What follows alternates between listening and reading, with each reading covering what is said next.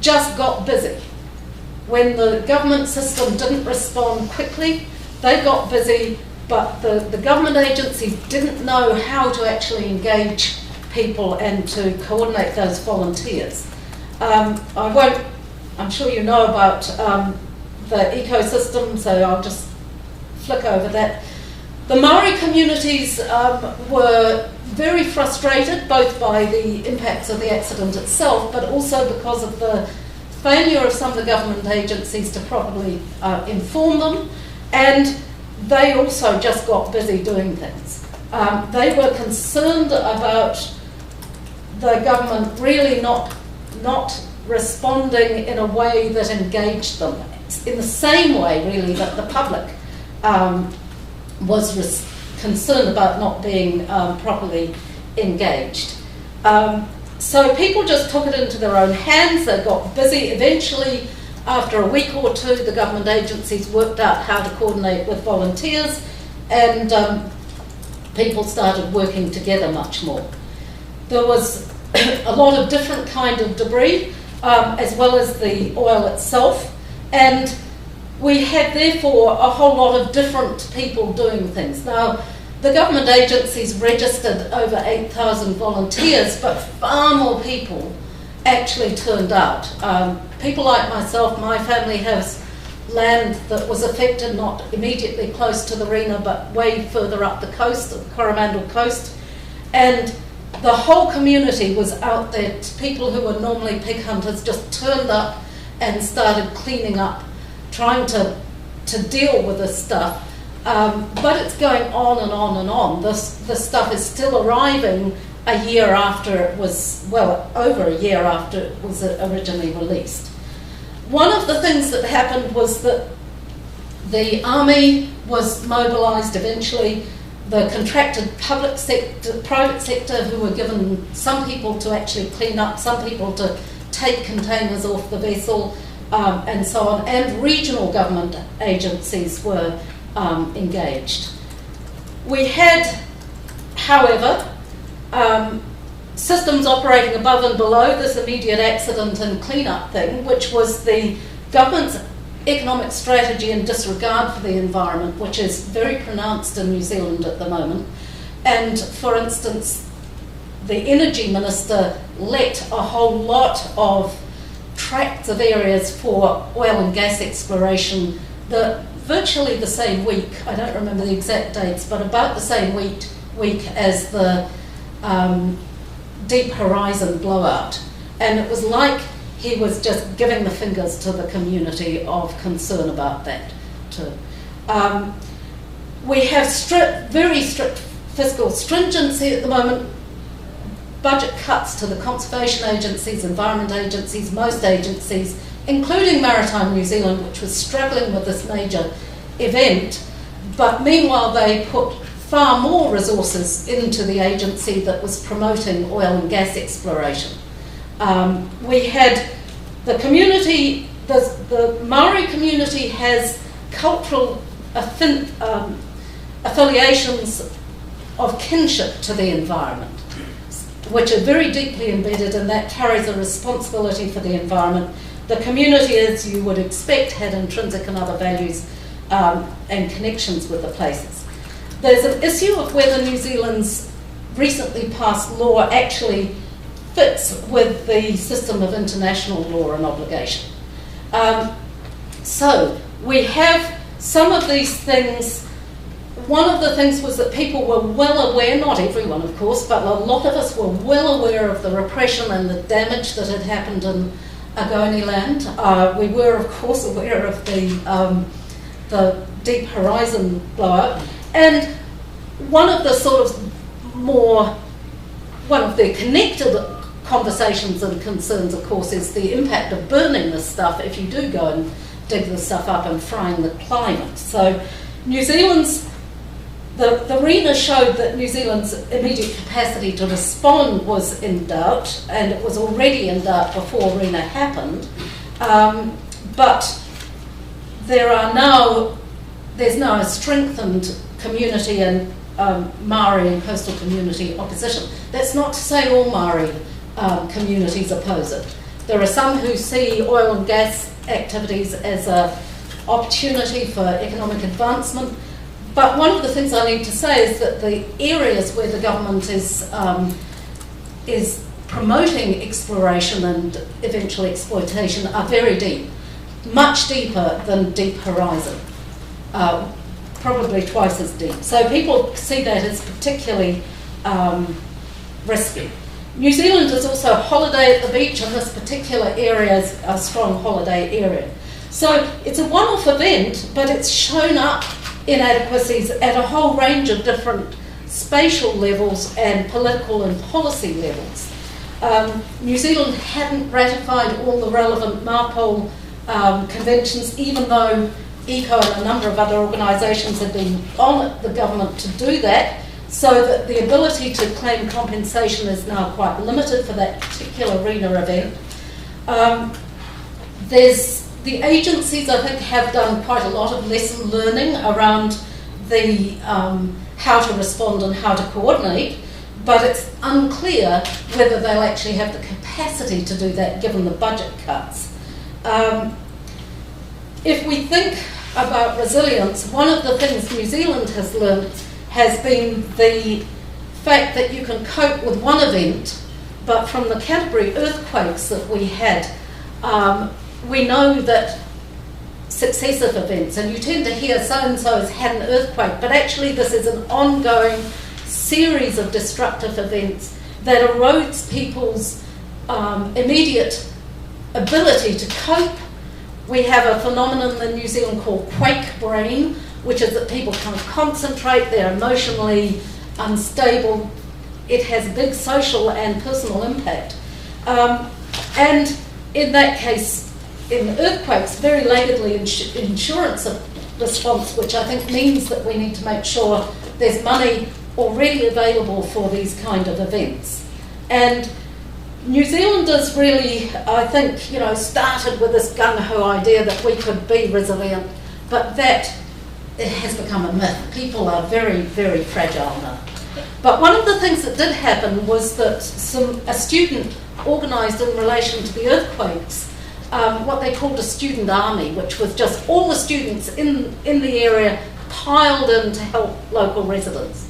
So did some of the farmers, and there was a so-called farmer army as well. That increased social cohesion, but cohesion is weakening as the sort of blame game gets going. The New Zealand government's response was to deny any connection of RENA to their oil and gas extraction program, but the public sees the connection. And officials have had a really strong difficulty.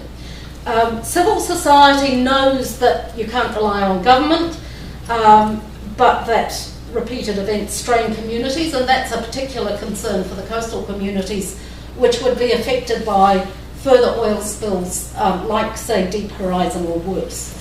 So I think we can say that, well, we did get a piece of law, the EEZ and Continental Shelf Act, but it's very weak in that it doesn't comply with UNCLOS in the sense of preserving and protecting the marine environment and then subject to that having exploration.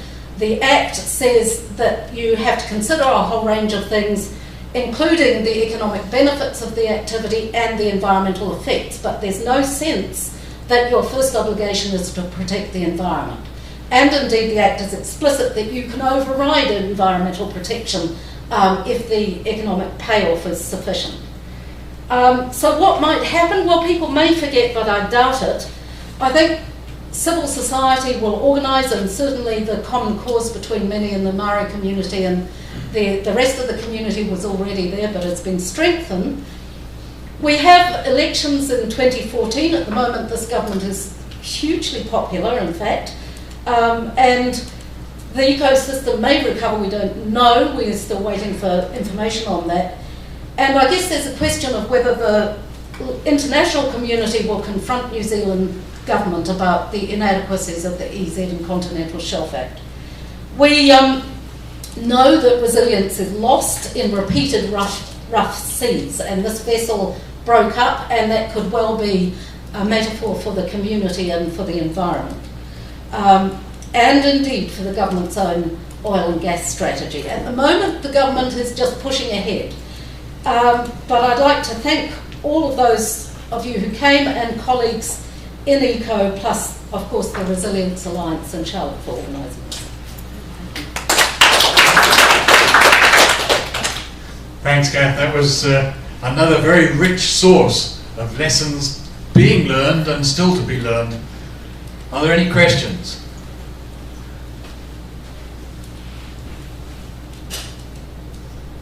No points of clarification? Good. This gives us an opportunity. Thank you. Not a question, but I'm from Japan, and at the Japan Sea we had a big trouble of the oil spill when the Russian boat was destroyed there. And so at that time I was a parliamentarian and pushed the Japanese government to make more environmental oriented act. But as you told us right now that what was very also we had it was very weak, and so as you said, we have to think what we can do in the international committee. That is what I thought, and I agree what you said. Thank you so much. Thank you. I mean, I think one of the things that New Zealanders would value is international and perhaps cell critique of New Zealand's environmental, well, the EEZ and Continental Shelf Act, but more particularly also the regulations, which have as permitted uses a whole lot of things that to my eyes look quite damaging. And it could be very useful. But I see a couple of people from our Department of Conservation in New Zealand here. I just wonder if they want to add or subtract anything. Not right now. We'll say that for the general. Your presentation is a very good introduction to our next speaker, Nilufer, who's going to talk to us about the environmental law and policy implications as they relate to oil spills. In the Black Sea. In the Black Sea. All right, Nilufer, thank you. Thank you. My name is Nilufer Oral. I'm from Turkey. I teach law at Istanbul Bilgi University, and particularly international environmental law. But my area, I've done a lot of work on shipping issues, also related to oil spills. I'm going to talk today specifically about the Black Sea, but I live in a city, in Istanbul, which is right on the Bosphorus, a beautiful strait, where we've had some really disastrous oil spills. So I know the damage that can be done, but I'm going to be talking about offshore oil activities, and which this particularly after what happened with the Deep Sea Horizon. I have to say though, I don't know if we are really learning lessons, because knowing the shipping industry, everything is reactive. So many accidents, so many oil spills since 1969, the Torrey Canyon. So I'm not sure we have to keep learning lessons. At some point, we have to know to do it right from the beginning. And unfortunately, the Deep Sea Horizon accident showed us that industry, with all the money they have, all the experience, they still can do it wrong. So I'm not sure about what these lessons are anymore. The Deepwater Horizon was yet another wake-up call. You know, we've had so many of these, and it was disastrous, really, because there was loss of life as well. And I think that's very important to remember. So I like this, the report. There's a very extensive report on the Deep Sea Horizon. Complex systems almost always fail in complex ways. And we're talking about very complex issues, particularly with these extremely high-tech, the offshore extraction is a very complex system, of course. So this is just a little bit of information that I got from the report on the Deepwater Horizon. And the reason I'm starting first with the Deepwater Horizon is because of its implication for other sea areas, such as the Black Sea. I mean, it was just a massive, massive spill. There was loss of life. They were just unable to stop it. Was it 87 days, you said, that it went on? It obviously brought down a CEO, and it created a great deal of concern politically as well in the United States. But just to make a little comment about what we saw in the very fascinating and I feel rather sad presentation on Niger, situation there, is that in the Gulf of Mexico now, you immediately have billions and billions and billions of dollars going in. And unfortunately, we see that in another part of the world, that's not the case. So there's not fairness here. And that's because of the different legal systems. And I think we really need to underline, and I'm going to talk about legal issues. But anyway, so the Deep Sea Horizon was, once again, another tragic wake-up call that if things can go wrong, unfortunately, they do go wrong. And the consequences can be very serious, particularly when we're talking about very vulnerable ecological systems. And the Black Sea happens to be one of them. And so today, we went from Nigeria to New Zealand, and now we're in my part of the world, which is Turkey, Bulgaria, Romania, Ukraine, Russia, and Georgia. We all border the Black Sea, which is ecologically a very interesting sea. I'm not a marine biologist, I'm a lawyer. But the Black Sea, what makes it particularly vulnerable is that it is connected to the rest of the world ocean by a very narrow outlet, and that is the beautiful Strait of Istanbul and Çanakkale. And the narrowest part of that strait is only 700 meters, which is nothing. So consequently, as a semi-enclosed sea, it is one of the, I don't know, it's not the most anoxic sea, it's certainly indeed one of the top ones. What makes it vulnerable is that most of the sea actually is, if you go below the 200-meter top surface there, it's anoxic. So most of the marine life really is at the surface level. And that's a very narrow strip of marine life, which unfortunately already, because of land-based pollution and other sources of pollution, was quite degraded. And is by anthropogenic reasons is already even more vulnerable than what nature has done. Go on here. So what's happening in the Black Sea? Well, it's actually not black, of course, it's blue, but it's turning black. I call it, it's becoming a hydrocarbon sea. After the fall of the former Soviet Union, the end of the 90s, there was a big, it was like the last great oil grab, I would say. The Caspian oil region opened up. And it's the first time that Western private companies were able to go and go into this region, the Caspian, where there was rich reserves of oil and gas. What that meant is that all that oil from the Caspian was going to be transported through the Black Sea and through Istanbul as well. We went from about, I would say, 60 million tons a year to over 150 million tons a year. So there's a lot of oil that's being transported, there's pipelines going through the Black Sea, but if that wasn't enough, now they decided to start drilling for offshore oil in the Black Sea. Already some in Romania, but it's expanded to my country, Turkey. And so, and again, it's this whole need for energy. But what's the problem? And I have here these massive rigs that they bring in to do exploration. So, to be honest, they haven't found anything yet, though, so that's perhaps the good news. They're spending a lot of money looking for it. And in fact, I read, in doing research for this, that the company, this is a Turkish petroleum company that's one of the main partners in this offshore exploration that's going on in the Black Sea off the Turkish coast. And it's an international event, you've got Brazil, you've got all kinds of other companies involved, because they think there is oil in the Black Sea, and obviously they're spending a lot of money on that.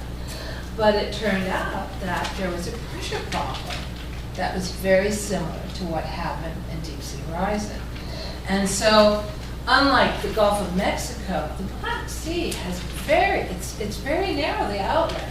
So if you were to have a Deep Sea Horizon type of oil spill in the Black Sea, it would be even worse because of the semi-enclosed nature of that sea. And already we have problems with fish stocks that have already been depleted. So it would truly, truly be a disaster. So this is a risky area. Well, I'm going to go through this because what I really want to talk about is, all right, so we know it's risky, it's dangerous and all that, but what's the legal framework?